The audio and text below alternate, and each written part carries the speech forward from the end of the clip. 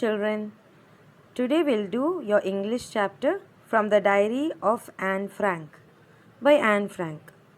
അതിപ്പോൾ ഓബ്വിയസ് അല്ലേ, ആൻ ഫ്രാങ്കിൻ്റെ ഡയറി ആൻ ഫ്രാങ്ക് അല്ലേ എഴുതിണ്ടാവുക. ഓക്കെ, ആൻ ഫ്രാങ്ക് ഓൾമോസ്റ്റ് 2 years വരെ അവളുടെ ഡയറി എഴുതിയിട്ടുണ്ട്. എവറി ഡേ അവളുടെ റെക്കോർഡ് അവൾ മെയിൻറ്റെയിൻ ചെയ്തിട്ടുണ്ട്.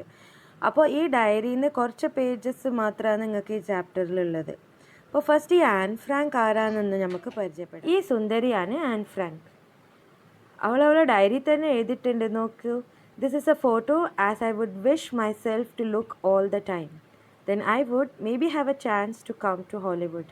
അപ്പോൾ അവൾ എഴുതിയത് അവൾക്ക് ഇഷ്ടപ്പെട്ട ഫോട്ടോ ആണിത്. അപ്പോൾ ഇത് she always wants to look like this.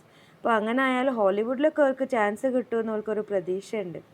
അനലീസ് Mari an Frank, അതായിരുന്നു അവളുടെ ഫുൾ പേര്.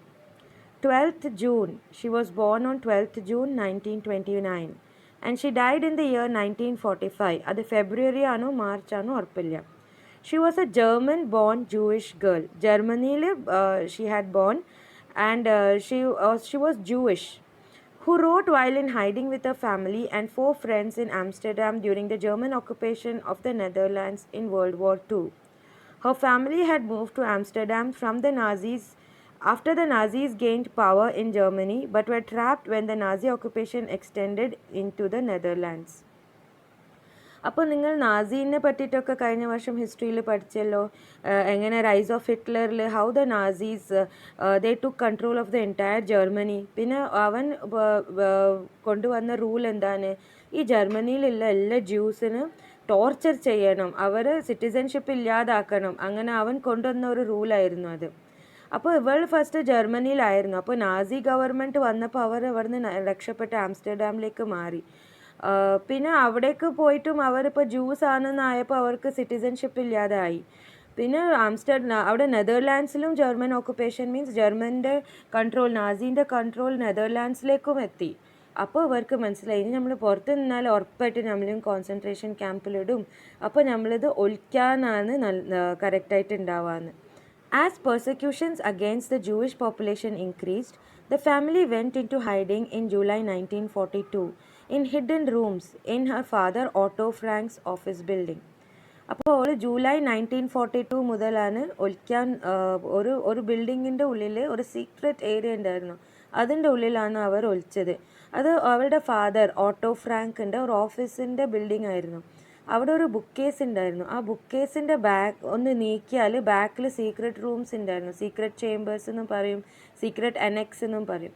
അപ്പോൾ ആ ബുക്ക് കേസ് നീക്കിയിട്ട് അതിൻ്റെ ഉള്ളിൽ 2 റൂമുണ്ട്, ഒരു ബാത്റൂമുണ്ട്, ഒരു ചെറിയ ഏരിയ ഉണ്ട്. അങ്ങനെ നല്ല ഡീറ്റെയിൽ ആയിട്ട് ഇന്ന് നമുക്ക് കാണാൻ പറ്റും ആ റൂം. അങ്ങനെയൊക്കെ ആൻ ഫ്രാങ്ക് ഹൈഡിങ്ങിൽ താമസിച്ച സ്ഥലം. അപ്പോൾ ഈ 2 വർഷം വരെ അവർ ആ റൂം അവിടെ ഒളിച്ച് നിന്നിരുന്നു. അപ്പോൾ ഓട്ടോ ഫ്രാങ്കിൻ്റെ ഒരു ഫ്രണ്ടായിരുന്നു, അവരായിരുന്നു ഈ ബിൽഡിങ്ങിൽ വന്നും പോയി നിന്ന ആൾക്കാർ. അവർ ഓട്ടോ ഫ്രാങ്കിനും അവരുടെ ഫാമിലിക്കും വേണ്ടിയിട്ട് സഹായിക്കാനും ഭക്ഷണം കൊണ്ടുവരാനും മരുന്ന് കൊണ്ടുതരാനും ഒക്കെ അവർ തന്നെ ആയിരുന്നു. അപ്പോൾ ഈ ഓട്ടോ ഫ്രാങ്കിൻ്റെ ഫാമിലി കൂടാതെ ഇനിയും കുറച്ച് ഫ്രണ്ട്സും അവിടെ ഒളിക്കാൻ വന്നിരുന്നു. ആൻ ഫ്രാങ്കിൻ്റെ ആ ഫാമിലിൻ്റെ കൂടെ തന്നെ അവർ ഒളിച്ചിരുന്നു. അപ്പോൾ ഈ കഥ ഈ കുട്ടി ആ 2 വർഷം എങ്ങനെ what all she felt and all അതൊക്കെ ഉള്ളൊരു ഡയറിയിൽ അവളുടെ ഡയറിയിൽ എഴുതി വെക്കുന്ന ഒരു പതിവുണ്ടാക്കി. പിന്നെ എന്താ സംഭവിച്ചറിയോ, അവിടെ ഒരു ദിവസം ആ ബിൽഡിങ്ങിൽ ബർഗ്ലറി ഉണ്ടായി. അപ്പോൾ ബർഗ്ലറി ഉണ്ടായപ്പോഴാണ് അങ്ങനത്തെ ഒരു റൂം അത് കണ്ടുപിടിച്ച്. അപ്പോൾ അവിടെ പോലീസും വന്ന് അവരൊക്കെ പിടിച്ച് കോൺസെൻട്രേഷൻ ക്യാമ്പിൽ കൊണ്ടാക്കി. അപ്പോൾ ഈ ഫുൾ ഫാമിലീനെ കൊണ്ടുപോയിട്ടുണ്ട്. അപ്പോൾ ആൻ ഫ്രാങ്കിൻ്റെ ഡയറി അവൾ അവിടെ തന്നെ വെച്ച് പോയി മറന്നിട്ടുണ്ട്. അപ്പോൾ കോൺസെൻട്രേഷൻ ക്യാമ്പിൽ അവർ പോയി കുറച്ച് കാലം കഴിഞ്ഞപ്പോൾ അവരെല്ലാവരും മരിച്ചിട്ടുണ്ട്. ആ ഫാദർ മാത്രം, ഓട്ടോ ഫ്രാങ്ക് മാത്രം. ഇപ്പോൾ ഈ വേൾഡ് വാർ 2 ഒക്കെ നടക്കുന്ന സമയമാണ്. ഇപ്പോൾ വേൾഡ് വാർ 2 കഴിഞ്ഞ് ഹിറ്റ്ലർ തോൽവി ഇതായി, എന്നിട്ട് ഫുൾ ജ്യൂസിനൊക്കെ റിലീസ് ചെയ്തപ്പോൾ അങ്ങനെ ഓട്ടോ ഫ്രാങ്ക് മാത്രമാണ് രക്ഷപ്പെട്ട് വരുന്നത്. അപ്പോൾ വന്നപാട് ഇവിടെ അവൻക്ക് ആൻ ഫ്രാങ്കിൻ്റെ ഡയറി കിട്ടുന്നുണ്ട്. അപ്പോൾ ഓട്ടോ ഫ്രാങ്ക് എന്താക്കി, ഇതൊരു 13-year-old കുട്ടി എഴുതിയ ഡയറി, അത് ശരിക്കും ഭയങ്കര ഡീറ്റെയിൽ ആയിട്ടുണ്ടല്ലോ, അപ്പോൾ അത് ഫുൾ വേൾഡ് അറിയണം, അത് വിചാരിച്ച് അവൻ അതിനെ പബ്ലിഷ് ചെയ്ത്. ഈ ഡയറി ആൻ ഫ്രാങ്ക് എഴുതിയത് ഡച്ച് ലാംഗ്വേജിലായിരുന്നു. അപ്പോൾ ഓട്ടോ ഫ്രാങ്ക് അതിനെ ഫസ്റ്റ് ഇംഗ്ലീഷിൽ പബ്ലിഷ് ചെയ്ത് പിന്നെ അത് കുറേ ലാംഗ്വേജസിൽ പകർത്തി വന്നിട്ടുണ്ട്. അപ്പോൾ ഇത് ഒരു ഭയങ്കര ഇൻസ്പയറിങ് സ്റ്റോറിയാണ്. ആൻ ഫ്രാങ്ക് ഒരിക്കലും വിചാരിച്ചിട്ടുണ്ടാവില്ല അവളുടെ ഡയറി ഇങ്ങനെ വേൾഡ് ഫേമസ് ആവും. She became famous after Har death. അപ്പോൾ നമ്മൾ യൂസ് ചെയ്യുന്ന വേർഡാണ് പോസ്റ്റമസ്ലി, ബിക്കമിങ് ഫേമസ് ആഫ്റ്റർ ഡെത്ത്. അപ്പോൾ ആൻ ഫ്രാങ്കിൻ്റെ ഡയറി ഇപ്പോൾ എല്ലാവരും വായിച്ച് ഭയങ്കര ഇൻസ്പിറേഷണലായി മാറിയിട്ടുണ്ട്. അപ്പോൾ ആ ഡയറീൻ്റെ കുറച്ച് പേജസ്, സ്റ്റാർട്ടിങ് പേജസാണ് നിങ്ങൾക്ക് പഠിക്കാനുള്ളത്. അതെന്താണ് നമ്മളൊന്ന് നോക്കാം. After 2 years in hiding, the group was betrayed and transported to the concentration camp system where Anne died of typhus in Bergen-Belsen within days of his sister Margot Frank. അപ്പോൾ ആൻ്റെ ഫാമിലിയിൽ ആരൊക്കെയായിരുന്നു? ആൻ്റെ father, മദറിൻ്റെ പേര് Edith ആയിരുന്നു, സിസ്റ്ററിൻ്റെ പേര് മാർഗോട്ടായിരുന്നു, പിന്നെ an. ഇവർ 4 ആളായിരുന്നു. അപ്പോൾ concentration ക്യാമ്പിൽ പോയപ്പോൾ തന്നെ ഫസ്റ്റ് മാർഗോട്ട് ഫ്രാങ്ക് മരിച്ചു, അതിൻ്റെ ശേഷം ആൻ ഫ്രാങ്കും മരിച്ചു. Her father, Otto, the only survivor of the group, returned to Amsterdam after the war ended to find that her diary had been saved. Convinced that it was a unique diary, he took action to have it published in English under the name The Diary of a Young Girl. The diary was given to Anne Frank for her 13th birthday and chronicles the events of her life from 12th June 1942 until its final entry of August 1944. ഇപ്പോൾ 12th June അവളുടെ birth date ആണ് 12th June. ഇപ്പോൾ 1942 means Xi must be 13 years old. അന്നത്തെ ബർത്ത്ഡേക്ക് അവൾക്ക് ഗിഫ്റ്റായിട്ട് കിട്ടിയതായിരുന്നു ഈ diary. അന്ന് മുതൽ അവൾ എഴുതാൻ തുടങ്ങിയിട്ടുണ്ട്. അപ്പോൾ 1st of August 1944 വരെ അവൾ എഴുതിയിട്ടുണ്ട്. അന്നായിരുന്നു ഇവിടുന്ന് കോൺസെൻട്രേഷൻ ക്യാമ്പിലേക്ക് കൊണ്ടുപോയത്. It was eventually translated from its original Dutch into many languages and became one of the world's most widely read books. There have also been several films, television and theatrical productions and even an opera based on the diary. ഈ ഡയറീനെ base ചെയ്ത് കുറേ സീരിയൽസും ഫിലിംസും ഡോക്യുമെൻ്ററീസും ഒക്കെ ഉണ്ടാക്കിയിട്ടുണ്ട്. Described as the work of a mature and insightful mind, the diary provides an intimate examination of daily life under Nazi occupation. അപ്പോൾ ഈ diary വായിച്ചിട്ട് നമുക്ക് ശരിക്കും മനസ്സിലാക്കാം ഈ ഹിറ്റ്ലറിൻ്റെ കാരണം ഈ ജ്യൂസ് ബുദ്ധിമുട്ടിയത് എന്തൊക്കെയാണ്, അവരെങ്ങനെയാണ് ഓരോ ദിവസം കഴിച്ചു കൂട്ടിയതൊക്കെ ഈ ഡയറിയിൽ നോക്കിയിട്ട് നമുക്ക് ശരിക്കും മനസ്സിലാക്കാൻ പറ്റും. Anne Frank has become one of the most renowned and discussed of the Holocaust victims. ഇനിയൊരു കാര്യം നമുക്ക് അറിയുന്നത് എന്താ അറിയോ, ആൻ ഫ്രാങ്കിൻ്റെ ഡയറി വായിച്ചിട്ട് നമുക്ക് മനസ്സിലാക്കാം മാർഗോട്ടും ഒരു ഡയറി കീപ്പ് ചെയ്തിട്ടുണ്ടായിരുന്നു. പക്ഷെ ആ ഡയറി നഷ്ടപ്പെട്ടു, ആ ഡയറി കിട്ടിയിട്ടില്ല. അപ്പോൾ മാർഗോട്ടിന് ഫേമസ് ആവാൻ ചാൻസ് കിട്ടിയില്ല, ആൻ ഫ്രാങ്ക് ആണ് ഫേമസ് ആയത്. ഇനിയിപ്പോൾ ഈ first few pages of A ഡയറിയിൽ എന്താ എഴുതിയെന്ന് നമുക്ക് നോക്കാം. Writing in a diary is a really strange experience for someone like me. Not only because I have never written anything before, but also because it seems to me that later on neither I nor anyone else will be interested in the musings of a 13-year-old schoolgirl. അപ്പോൾ അവൾ ഇങ്ങനെ പറയാണ്, ഡയറിയിൽ എഴുതുന്നത് ഒരു strange experience ആണ്.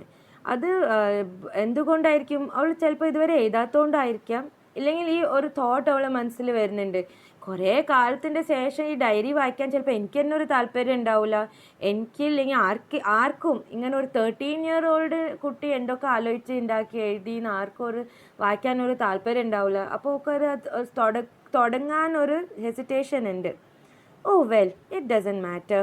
I feel like writing and I have an even greater need to get all kinds of things off my chest. അപ്പോൾ അവൾ പറയാം, അതെന്തെങ്കിലും ആയിക്കോട്ടെ, എനിക്ക് എന്തായാലും എഴുതണമെന്ന് എനിക്ക് മനസ്സിൽ വരുന്നുണ്ടല്ലോ, അപ്പോൾ ഞാൻ അത് എഴുതാം, എനിക്ക് കുറേ മനസ്സിലുള്ള ഭാരമൊക്കെ ഇറക്കി വെക്കാറുണ്ട്. അപ്പോൾ ശരിക്കും നമ്മൾ എഴുതുമ്പം if I tell you write a diary, അപ്പോൾ നിങ്ങൾക്കറിയാതെ നിങ്ങൾ മാത്രം വായിക്കാൻ പോകുന്നുണ്ട്, വേറെ ആരും വായിക്കുന്നില്ല.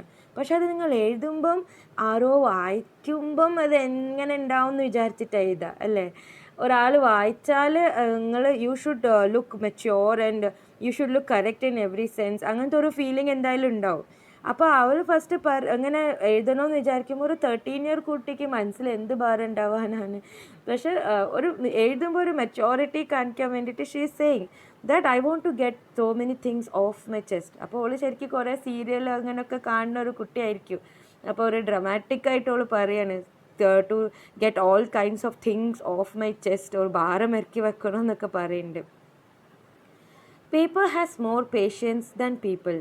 I thought of this saying on one of those days when I was feeling a little depressed and was sitting at home with my chin in my hands, bored and listless, wondering whether to stay in or go out. I finally stayed where I was brooding. Yes, paper does have more patience, and since I'm not planning to let anyone else read this stiff backed notebook, grandly referred to as diary, unless I should ever find a real friend, it probably won't make a bit of difference. അപ്പോൾ ശരിക്കും ഉള്ളൊരു super writer എന്ന് പറയാൻ കഴിയില്ല. നമുക്ക് എത്ര വലിയ sentence എഴുതി വെച്ചിട്ടുണ്ട്. അപ്പോൾ ഓളുടെ മനസ്സിൽ വരുന്നതൊക്കെ ആ സെൻറ്റൻസ് ജോയിൻ ചെയ്ത് വലിയൊരു സെൻറ്റൻസ് ആക്കി വെച്ചിട്ടുണ്ട്. First sentence was good. Paper has more patience than people. അതൊക്കെ പറയാൻ കാരണം എന്താ? പേപ്പറിൽ എന്ത് എഴുതിയാലും അത് മിണ്ടാതെ അത് നമ്മൾ എഴുതുന്നത് അതിലേക്ക് ഇങ്ങനെ പതിയും. അത് നമ്മളോട് ബാക്ക് ആൻസർ ചെയ്യാൻ പോകുന്നില്ല, നമ്മളോട് ചോദ്യങ്ങൾ ചോദിക്കാൻ പോകുന്നില്ല, നമ്മൾ എഴുതിയ പൊട്ടത്തരത്തിൽ ചിരിക്കാനും പോകുന്നില്ല. അപ്പോൾ നമ്മൾ എത്ര എഴുതിയാലും ഇനി മതി ബോറടിക്കുന്നൊന്നും പേപ്പർ പറയൂല. അപ്പം മനുഷ്യന്മാരിനേക്കാളും പേപ്പർക്കാണ് കൂടുതൽ സബൂറുള്ളത്, പേഷ്യൻസ്, ക്ഷമ ഉള്ളത്. പിന്നെ അവൾ പറയാൻ അന്ന് ഷീ വാസ് ഫീലിംഗ് ഡിപ്രസ്ഡ്. അപ്പോൾ കുറച്ച് ഡിപ്രഷൻ അവൾക്ക് ഫീൽ ചെയ്തതിന് അന്നത്തെ സമയം അവൾ എഴുതണോ വേണ്ടേ, പുറത്ത് പോകണോ വേണ്ടേ, അങ്ങനെയൊക്കെ ഒന്ന് ആലോചിച്ച് നിൽക്കും. And she was listless means with no energy or interest ഇല്ലാത്ത എന്താ ചെയ്യണോ അങ്ങനെ ആലോചിച്ച് നിൽക്കുന്ന ഒരു സമയം. Brooding means thinking of something which makes you more sad like that. അപ്പോൾ അവൾ പിന്നെ പറയാം, യെസ് പേപ്പറിനാണ് കൂടുതൽ ക്ഷമ ഉള്ളത്. അപ്പോൾ ഞാൻ എന്തായാലും ഇത് ആരും വായിക്കാൻ പോകുന്നില്ല, അപ്പോൾ ഞാൻ ഇതിൽ എഴുതട്ടെ.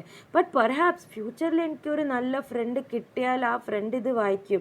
പക്ഷെ അത് ഓക്കെയാണ്, എന്തായാലും ഞാൻ ഫ്രണ്ടിനോടൊക്കെ പറയുമല്ലോ, അപ്പോൾ ഫ്രണ്ട് വായിച്ചാലും പ്രശ്നമില്ല. അപ്പോൾ അവളുടെ മനസ്സിൽ കണ്ടിന്യൂ ആയിട്ട് വന്ന കുറേ തോട്ട്സിനെ ഒറ്റ ഒരു സെൻറ്റൻസ് ആക്കി വലുതാക്കി അവൾ എഴുതിയിട്ടുണ്ട്. Now I am back to the point that prompted me to keep a diary in the first place. I don't have a friend. അപ്പോൾ അവൾ പറയാണ്, ഓക്കെ ഇപ്പോൾ ഞാൻ ഡയറി എന്തിനാണ് കീപ്പ് ചെയ്യുന്നാലും ഒരു റീസൺ അവൾ സ്വയം ക്ലാരിഫിക്കേഷൻ കൊടുക്കുകയാണ്. ഇതൊക്കെ അവളുടെ ഡയറി തന്നെ എഴുതിയിട്ടുണ്ട്. അവൾ എന്താ പറയുന്നത്? I don't have a friend. Let me put it more clearly. Since no one will believe that a 13-year-old girl is completely alone in the world and I'm not. അപ്പോൾ ഡയറിയിൽ എഴുതാണ്, ഞാനിതൊന്ന് clarify ചെയ്യാം. First ഇത്ര വരെ എഴുതില്ല, I'm alone, I have no friend. അപ്പോൾ അത് ക്ലാരിഫൈ ചെയ്താൽ ഇതൊക്കെ വായിച്ചാൽ ആരും വിശ്വസിക്കില്ല, ഒരു 13-year-old കുട്ടി ഇത്രയും അലോൺ ആവുമോയെന്ന്. അപ്പോൾ ഓൾ ക്ലാരിഫൈ ചെയ്യുക, ഞാൻ അല്ലാന്ന്, I'm not alone. She wants to clarify. But see the beauty in this, how childish no. She is sure that nobody is going to read the diary, but then she is giving clarification. ആരെങ്കിലും വായിച്ചാൽ ഓര് എന്നെപ്പറ്റി ഞാൻ alone ആണെന്നൊക്കെ ഇതുവരെ പറഞ്ഞല്ലോ, അപ്പോൾ അതിൻ്റെ അടുത്ത് ഞാൻ അങ്ങനെ അലോൺ അല്ല, ഇപ്പോൾ ഞാൻ എന്തൊക്കെ what all I have in my life അതൊന്ന് ഷെയർ ചെയ്യാം. അങ്ങനെ she is continuing. I have loving parents and a 16-year-old sister, and there are about 30 people I can call friends. അപ്പോൾ പറയാൻ ഓക്ക് പേരൻസ് ഉണ്ട്, ലവിങ് പേരൻസ് ആണ്, ഒരു sister ഉണ്ട്, 13 she is 13, sister is 16 years old. And ഒരു എണ്ണി പെറുക്കി നോക്കിയാൽ ഒരു 30 കുട്ടികളുണ്ട് അവളെ ഫ്രണ്ട്സാന്ന് പറയാം. I have a family, loving aunts and a good home. അപ്പോൾ റിലേറ്റീവ്സ് എല്ലാവരും ഉണ്ട്, നല്ല വീടുമുണ്ട്. No, on the surface I seem to have everything except one true friend. അപ്പോൾ പറയാം, മേലോടെ നോക്കുമ്പോൾ എൻ്റെ അടുത്തൊക്കെ ഉണ്ട്, പക്ഷെ എൻ്റെ അടുത്തൊരു ട്രൂ ഫ്രണ്ട് ഇല്ല. All I think about when I'm with friends is having a good time.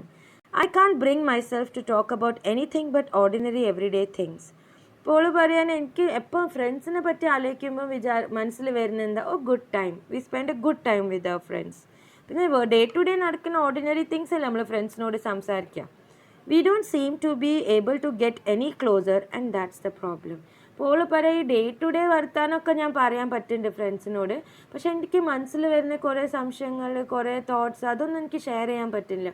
അവിടുത്തെ അവസ്ഥ തന്നെ അങ്ങനെ ആയിരുന്നു. എല്ലാവർക്കും അറിയാം നാസി ഗവൺമെൻറ് ഓവർ പവർ ചെയ്യുന്നുണ്ട്, ജ്യൂസിന് ഇനി അപകടമാണെന്ന് എല്ലാവർക്കും അറിയാം. അപ്പോൾ ആ ഒരു ഫ്രണ്ട് സർക്കിളിൽ നാസീനെ പറ്റിയിട്ടോ അവൾ ഫീൽ ചെയ്യുന്ന എന്തെങ്കിലും ഒഫെൻസീവ് ആയിരിക്കാം മറ്റാൾക്കാർക്ക്. അപ്പോൾ അതൊന്ന് ഷെയർ ചെയ്യാൻ ഒരു പേടി ഉണ്ടാവും. അപ്പോൾ ആ വേറെ കുട്ടികളോട് ഷെയർ ചെയ്ത ആ മെസ്സേജ് അവരുടെ ഫാമിലിക്ക് തന്നെ ഒരു ആപത്തിലേക്ക് കൊണ്ടുപോകും. അപ്പോൾ ഫാമിലി തന്നെ പറയുന്നുണ്ടാവും, നീ അങ്ങനെ ഫ്രണ്ട്സിനോടൊന്നും ഇങ്ങനെ സംസാരിക്കരുത്, അങ്ങനെ സംസാരിക്കരുത് എന്നൊക്കെ പറഞ്ഞിട്ടുണ്ടാവും. അപ്പോൾ പറയാം, കുറച്ച് ഫ്രണ്ട്സ് ഉണ്ട്, പക്ഷെ മനസ്സ് തുറന്ന് അവരോട് സംസാരിക്കാൻ പറ്റുന്നില്ല എന്ന്. May be it's my fault that we don't confined in each other. In any case, that's just how things are, and unfortunately they are not liable to change. This is why I have started the diary. അപ്പോൾ ഓൾ പറഞ്ഞാൽ അതിലൊന്നും മാറ്റം വരാൻ പറ്റാൻ പോകുന്നില്ല. അപ്പോൾ that is not going to change. അപ്പോൾ let me have a diary. To enhance the image of this long awaited friend in my imagination, I don't want to jot down the facts in this diary the way most people would do, but I want the diary to be a friend, and I'm going to call this friend Kitty. അപ്പോൾ അവൾ പറയാണ് ഇപ്പോൾ ഒത്തിരി await ചെയ്ത ഒരു front കിട്ടാൻ, അപ്പോൾ ഈ ഡയറി അവളുടെ ഫ്രണ്ടായിട്ട് അവൾ സൂക്ഷിക്കാൻ പോവാണ്. എല്ലാവരും ഡയറിയിൽ എങ്ങനെ എഴുതും, അങ്ങനെ ഞാൻ ചെയ്യില്ല, ഞാനൊന്ന് വ്യത്യാസമായിട്ട് ചെയ്യാൻ പോകണാണ്. ഞാൻ എന്താ വ്യത്യാസമായിട്ട് ചെയ്യാൻ പോണേ, ഇതെൻ്റെ ഫ്രണ്ടാണ്, ഫ്രണ്ടിനോട് ഞാൻ ഒക്കെ പറയുന്ന മാതിരി ആയിരിക്കും എൻ്റെ ഡയറിയിൽ ഞാൻ എഴുതാൻ പോണേ. എൻ്റെ ഫ്രണ്ടിൻ്റെ പേരായിരിക്കും Kitty. Okay children, tell me one thing before we proceed. Have you written any time a diary entry? Is there anybody of you who maintains a diary? Okay, let me tell you, it's a really wonderful experience. ഇപ്പോൾ ഈ പ്രായമല്ലേ, നിങ്ങളൊരു 15-14 ആ വയസ്സല്ലേ നിങ്ങൾക്ക്, ഈ വയസ്സിൽ എന്തൊക്കെ നടന്നു, you just write it down in a diary. Okay, അത് നിങ്ങളിങ്ങനെ ഭയങ്കര ബ്യൂട്ടിഫിക്കേഷൻ ആക്കി, ഭയങ്കര ഗ്രാമറൊക്കെ ശരിയാണോ, വേർഡ്സ് യൂസ് ചെയ്തതൊക്കെ ശരിയാണോ, ഹാൻഡ് റൈറ്റിംഗ് ശരിയാണോ, മിസ്റ്റേക്സ് ഉണ്ടോ, അതൊന്നും നോക്കണ്ട. ജസ്റ്റ് ബേസിക് തിങ്, ഇന്ന് ഞങ്ങൾ ഇതൊക്കെ ചെയ്തു, ഇന്ന് എൻ്റെ ഫ്രണ്ട് എന്നെ നോക്കി പറഞ്ഞു നല്ല രസമുണ്ടല്ലോ, അല്ലെങ്കിൽ ഇന്ന് എൻ്റെ ടീച്ചർ എന്നെ അപ്രീഷിയേറ്റ് ചെയ്തു, ഞാനാണ് ഇന്ന് സമ്മ് ഫസ്റ്റ് ചെയ്ത് കാണിച്ചു കൊടുത്തേ, അല്ലെങ്കിൽ ഇന്ന് we all went out, we had such an, ഒരു ചെറിയ ചെറിയ things that make you feel good, today that made you feel good, you write that down. പിന്നെ കുറേ, ബിലീവ് മീ, കുറേ വർഷത്തിൻ്റെ ശേഷം, അത്ര കുറേ ഒരു 100 വർഷം ഒന്നും ആവണ്ട, ഒരു 10-15 years മതി. By the time you settle, you have a family of your own, or നിങ്ങൾക്ക് കുട്ടികളൊക്കെ ആയി, ആ സമയത്ത് when you take this diary and you read, I'm telling out of my personal experience, it's really wonderful. You just every day, every time you read that diary, you get a chance to live that childhood again. And I show to my children, look, see what all I have written. Fully I can't show, but then a few lines here and there I show them, and I show them, see, this was how this was my handwriting when I was of your age. And like that we can share with our children, and it's really fun and it's really relieving, because childhood once gone is gone forever. And if you have the chance to just even at least in the imagination, if you can have a chance to have it again, it's really pleasing. Okay, lecture കുറച്ച് കൂടിപ്പോയെന്ന് തോന്നുന്നു. Let's continue. Since no one would understand a word of my stories to Kitty if I were to plunge right in, I did better provide a brief sketch of my life, much as I dislike doing so. അപ്പോൾ എത്ര innocence ആണ് ഈ girl എന്നുള്ളത് നോക്കൂ. All എന്താ പറയുന്നത്, first all തീരുമാനിച്ച ഈ ഡയറി ആരും കാണാൻ പോകുന്നില്ല. പക്ഷെ ഓൾ എന്താ പറയുന്നത്, no one would understand a word of my stories to Kitty. ഞാൻ കിട്ടീനോട് പറയുന്ന കഥകൾ ആർക്കും മനസ്സിലാവില്ല, ഞാൻ ഇങ്ങനെ ഡയറക്റ്റ് എഴുതാൻ തുടങ്ങിയാൽ ആർക്കും മനസ്സിലാവില്ല, ഫസ്റ്റ് ഒരു ഇൻട്രഡക്ഷൻ ഒക്കെ കൊടുത്താലല്ലേ എല്ലാവർക്കും മനസ്സിലാവുക. അപ്പോൾ ഓൾ ശരിക്കും she wants that somebody in very far future will be reading the diary. Okay, അപ്പോൾ ഓൾ ഒരു സ്കെച്ച് കൊടുക്കാമെന്ന് തീരുമാനിച്ചു. പക്ഷെ ഓൾ സ്വയം ക്ലാരിഫിക്കേഷൻ കൊടുക്കാനും, much as I dislike doing so, അവൾക്കത് ചെയ്യാൻ ഇഷ്ടമില്ല, പക്ഷെ അവളിത് ചെയ്യാണെന്ന്. Okay, that is really an innocent thing. My father, the most adorable father I have ever seen, didn't marry my mother until he was 36 and she was 25. She is talking about her father and her mother. My sister Margot was born in Frankfurt in Germany in 1926. I was born on 12 June 1929. I lived in Frankfurt until I was 4. My father emigrated to Holland in 1933. My mother, Edith Hollander Frank, went with him to Holland in September, while Margot and I were sent to Asia to stay with our grandmother. Margot went to Holland in December and I followed in February, when I was plunked down on the table as a birthday present for Margot. അപ്പോൾ full year vice clarification കൊടുക്കാൻ എങ്ങനെയായിരുന്നു. First അവളുടെ father പോയി, പിന്നെ ബാക്കിൽ mother പോയി, ഇവളും അവളുടെ സിസ്റ്ററും ഗ്രാൻഡ് മദറിൻ്റെ വീട്ടിലായിരുന്നു. പിന്നെ അവളുടെ സിസ്റ്റർ ഫസ്റ്റ് പോയി, അതിൻ്റെ ശേഷം ഇവളും പോയി. അപ്പോൾ ഇവള് പോയത് അവൾ പറയാൻ അവളുടെ സിസ്റ്റർക്ക് ഒരു ബർത്ത്ഡേ ഗിഫ്റ്റായിട്ട് ഇവളെ കൊണ്ട് അവിടെ ഇട്ട്, അങ്ങനെയാണ് ഓള് ഒരു ഇത് ഇൻഫോർമൽ വേയിൽ അത് പറയാണ്. Plunk down means to put down in a casual way. I started right away at the Montessori nursery school. I stayed there until I was 6, at which time I started in the first form. അപ്പോൾ അവിടെ പോയപാട് തന്നെ nursery LKG UKG അതൊക്കെ പഠിച്ചു. പിന്നെ first form means first സ്റ്റാൻഡേർഡിലേക്ക് പോയി. In the 6th form, my teacher was Mrs. Cupris, the headmistress. At the end of the year, we were both in tears as we said a heartbreaking farewell. അപ്പോൾ ഇതൊക്കെ കഴിഞ്ഞ കഥകൾ ഓള് പറയാണ്. 6th standard വരെ all അവിടെ പഠിച്ചു. പിന്നെ അവിടുന്ന് വേറെ ഗ്രേഡിലേക്ക് മാറിയപ്പോൾ സ്കൂൾ ചിലപ്പോൾ മാറേണ്ടി വന്നിട്ടുണ്ടാവുക. അപ്പോൾ അവിടുത്തെ പ്രിൻസിപ്പളും ഓളും ഭയങ്കര ഫെയർവെൽ പറയുമ്പോൾ ഭയങ്കര സങ്കടമൊക്കെ ആയി, കരച്ചിലൊക്കെ ആയിരുന്നു എന്ന്. In the summer of 1941, Grandma fell ill and had to have an operation. So my birthday passed with little celebration. അപ്പോൾ 1941 ആയപ്പോൾ അവളെ grandma was very sick and ഓൾ she loved her grandma much and അവൾക്ക് ആ വർഷം അവളുടെ birthday celebrate ചെയ്യാൻ പറ്റിയില്ല, ഗ്രാൻഡ്മൻ്റെ ഓപ്പറേഷനൊക്കെ കഴിഞ്ഞതുകൊണ്ട്. Grandma died in January 1942. No one knows how often I think of her and I still love her. അപ്പോൾ ആ ഡയറിയിൽ പറയാണ്, ശരിക്കും ഞാൻ എൻ്റെ ഗ്രാൻഡ്മനെ ഇപ്പോഴും മിസ് ചെയ്യുന്നുണ്ട്. No one knows how much I love her and miss her. This birthday celebration in 1942 was intended to make up for the other, and Grandma's candle was lit along with the rest. അപ്പോൾ ഈ 1941 അവളുടെ birthday celebrate ചെയ്തിട്ടില്ല, ഗ്രാൻഡ്മക്ക് സുഖമില്ല എന്ന് പറഞ്ഞിട്ട്. അപ്പോൾ 1942 അവളുടെ birthday celebrate ചെയ്തത് അതിൻ്റെ ഒരു കോമ്പൻസേഷൻ കൂടിയായിരുന്നു. 41 ചെയ്തില്ലല്ലോ, അപ്പോൾ ഈ വർഷം നല്ലപോലെ ചെയ്ത്. അപ്പോൾ ഈ വർഷം അവൾ കത്തിച്ച ക്യാൻഡിൽസിൻ്റെ കൂടെ ഒരു ക്യാൻഡിൽ എക്സ്ട്രാ വെച്ചിട്ടുണ്ട്, to feel the presence of a grandma. The 4 of us are still doing well, and that brings me to the present date of 20th June 1942 and the solemn dedication of my diary. അപ്പോൾ all full background കൊടുത്തു കഴിഞ്ഞ് ഇപ്പോൾ ഓളുടെ birthday ആണ്, ഓൾക്ക് കിട്ടി ഡയറിയാണ്. Date 20th June 1942 ആണ്, and she is about to right.